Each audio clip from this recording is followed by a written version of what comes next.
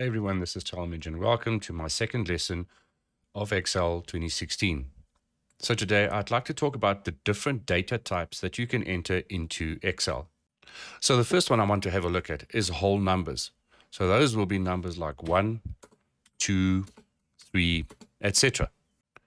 The second data type I want to have a look at is decimal numbers or real numbers. So 1.5, 2.7, and 3.14.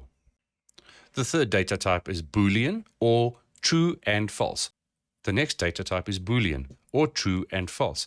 So if you have something in a cell that needs to be checked and the value is correct, you can have an answer of true. And if it's not correct, you can have an answer of false. So that is just a bit of logic that you can use within Excel itself.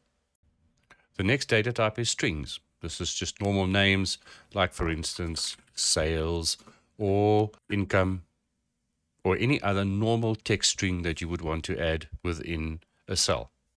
The next data type is date. For instance, if we say 14th of the 5th, 2001, the next data type is currency. So if I have, for instance, the 1.5 and I decide that I want to put a currency in it, it'll put the R or whatever symbol that your current currency is in front of that, although it will still see the number as just a normal number. So let's look at deleting data. So I can select a cell. I can either double click on the cell. With backspace, I can delete it. I can select a cell and press the delete button. Or I can select a cell and I can select the contents of the cell and either use delete or backspace. I can also select a range of cells. And if I decide to delete them, I can delete all of them. Editing data works pretty much the same. If I have information in a cell and I've clicked out of it, you'll see that we have the ready mode enabled again.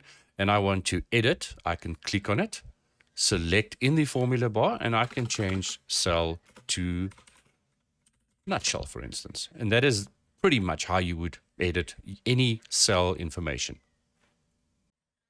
Okay, so let's look at the autofill function, which is something that I think you would really find interesting. Let's say, for instance, I want to have days.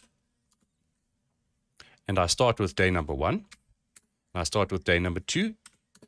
So what I've done is I've created a sequence that Excel will be able to recognize. So if I select both these cells, I can hover across that square at the bottom right. You'll see my icon changes to a plus. I can then click, left click, hold and drag. And as I drag, you will see that Excel is calculating the value for every new cell that I am selecting. And there you can see it has auto-filled the days for me from 1 all the way down to 20. Now I can do the same with months. So let's quickly delete this. And we say we want to change that to months. If I start with January, and if I can type February, I can select these, and then exactly the same way, I can get Excel to autofill, and you will see on the right-hand side, it'll say we are June now, and that last cell will contain June. So I can drag it all the way down to December, let it go, and it'll autofill for me. I have this option to the right of autofill options as well.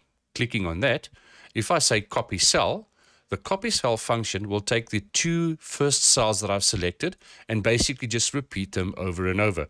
If I say fill the series, it'll fill the series back to what I have done while I was dragging the square at the bottom right. Full formatting only. If I had any formatting that I wanted to fill across multiple cells, that would be the option that I take. If I want to fill the series without formatting, I can select this and it'll leave the formatting for me on the new cells the same as what it is originally. Next, I want to have a look at shortcuts. So shortcuts is a pretty handy thing to have. If I press Alt, you will notice that my shortcut keys have come up on the menu at the top in the ribbon. So invoking a shortcut, if I want to, for instance, use the home, I would press H, and the shortcuts will then come up for every single item that is relevant within the home tab. So let's say, for instance, I want to center align something. Let's type a word in here, sales, enter. Use the shortcut Alt, H for home, AC for align center. And that's how quickly you can get access to all your tabs and your groups with shortcuts by using the Alt key. This concludes the second lesson in Excel 2016.